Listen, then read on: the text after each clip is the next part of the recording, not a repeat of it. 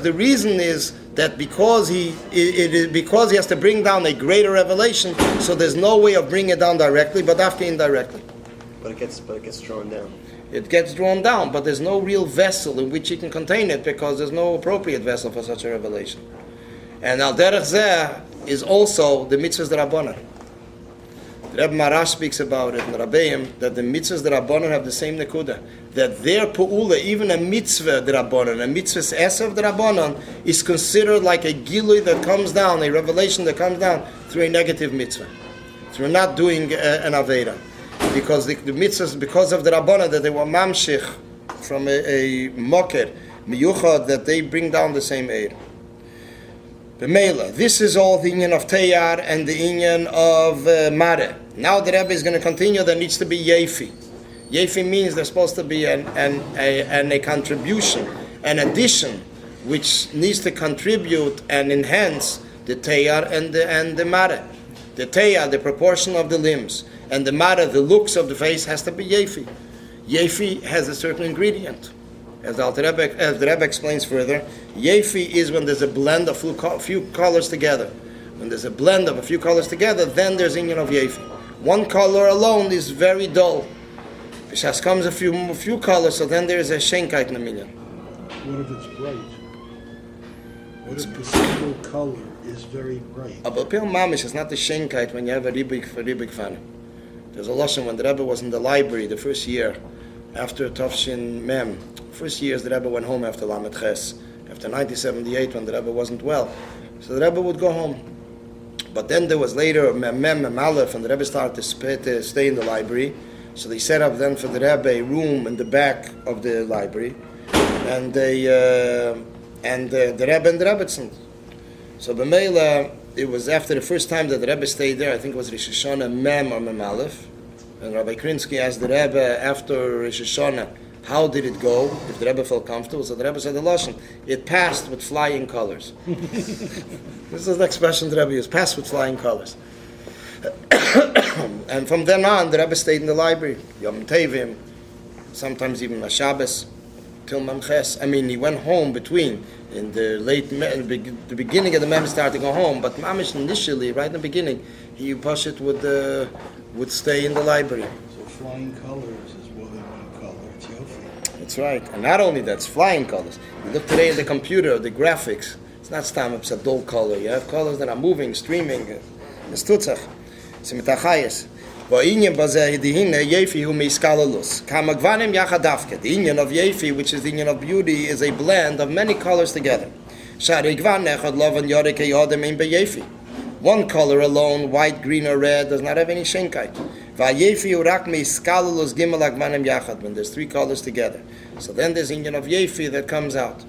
What does this mean? What are the three inyanim? These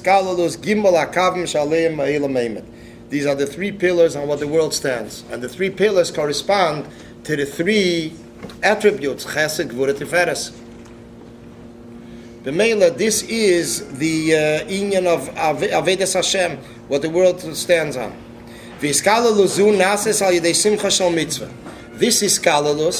this blend, is accomplished through Simcha Shal Mitzvah, rejoicing while doing a mitzvah. It's not sufficient. A person is doing mitzvahs alone. Even if he's not doing routinely, or he's doing it with fear and love. Through this, the mitzvahs elevate, they fly up, which these are the two wings. Tchilu urchimo is fear and love, which are al derech like the two wings of a bird, that help the bird fly up. In the same sense, it helps the person elevate his Avedas Hashem, service to the Creator. So it says it's not enough that he's just not doing it routinely and doing it with fear and love. It has to be with joy. This is a very primary priority in the Aveda of Hashem, of Avedas Hashem, which is this week's parsha.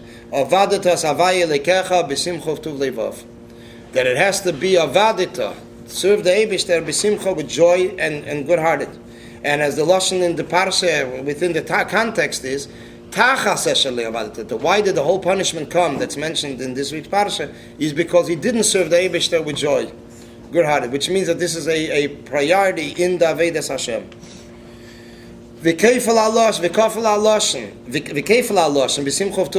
When it's a duplicated, repeated, a repetition, Sai Simcha, rejoicing, and Sai good-hearted, Meira al Ribi Simcha. This shows on the great measure of joy, rejoicing. Which means that it's a greater measure of rejoicing, not Stam Simcha. It was explained in the previous Maimer. The necessity of the Simcha, because the union of sadness, depression. Not only sadness, depression. Depression doesn't have any quality. That in every etzav, in every depression, there's something that comes out of it. So the Rebbe says, it's on the contrary, that this proves the taka, the etzav itself, does not have any quality. But what comes out of it is the important part. That should come out from this a quality, a benefit. This joy that comes after the etzav, this depression. The Rebbe says. We don't want depression at all. But if a person has it, Alter Rebbe says he should use it for simcha. It ruins it for the person. We're not talking here about merirus, atzvus. As it says in Tanya, that if he's going to be ba'atzvus, he's going to be depressed, so then he's going to fall very quickly, he's going to fall down, he's going to be overwhelmed by the evil inclination. This is the Gashmis that I'll be speaking about. In a physical sense, if he is going to be depressed, so he's not shy then to win over somebody else. Which this is also a biur that the Rebbe mentioned many times, that when the army, the soldiers go out to a war, there's a nigun shall march. There's a nigun they sing. In other words, the union of simcha is part of the nitzachim, of the victory, the rejoicing. Will it happen, the tzarech aliyah? Like, will there be a cause? Yeah, but this will not get him anywhere. That's the problem. He falls in here and he can't get out of it. Etzav is not something that there is any chayas in it, any liveliness that should push him anywhere. It is something that if he doesn't get out of it, he can really waste his time and life. Because this is not merirus, it's etzav. Etzav, there's no tachas, there's no chayas in it. Merirus, a person's embittered about something, so there's a certain life in it, so he can use it out, manipulate it later, and pull himself out of it. I don't know the difference. Okay, well, it's in Tanya and Perik Chavov. Now the Rebbe discusses it. Merirus has a mile. You're saying he can pull himself out of it. Merirus could be something bothers me so much that I'm going to stay up all night until I fix it. But the Alter Rebbe says that Merirus has a union of chayas, and therefore it has a benefit, not like Etzav that just locks him into it and there's no way out. I understand what you're saying, but your wording is that he can get out of it. Merirus has a mile in and of itself. Merirus and Atzvus is two different things, no? Bitterness. Yeah, of course, that's what he's saying. They are different. Alter Rebbe says in Tanya they're different. Etzav is stam depression. Merirus is his bitter. There's the mashal aved of trumas hadesha. Haderech, like we have the mashal in the Beis Hamikdash, they took out the ash that was left on the mizbeach. So it says v'heirem es hadesha. So Chassidus explains in the Alter Rebbe, in the Siddur, in the Mittel Rebbe Siddur, in Tfilas Kol Hashana, that the Aveda is Merirus. That's the Merirus before davening. He takes out all the negative inyanim that he has and he's embittered about it, and then Tashmein Esasim v'Simcha, he then receives a chayas in Simcha by davening itself. After he had an introduction of Merirus. But Etzav is something that does not get him anywhere. I mean, even psychology, the Chayra. An Indian of Etzav is depressed and finished. He's going to have to be on the medication, or somebody has to pull him out. But he himself cannot bring himself to it because it is like a one-side road, one-way road. What if he goes through it? What if a person goes through it and he can help someone else going through it, and he needs to go through it to help another person? But he has to be a person that's locked in prison cannot redeem himself.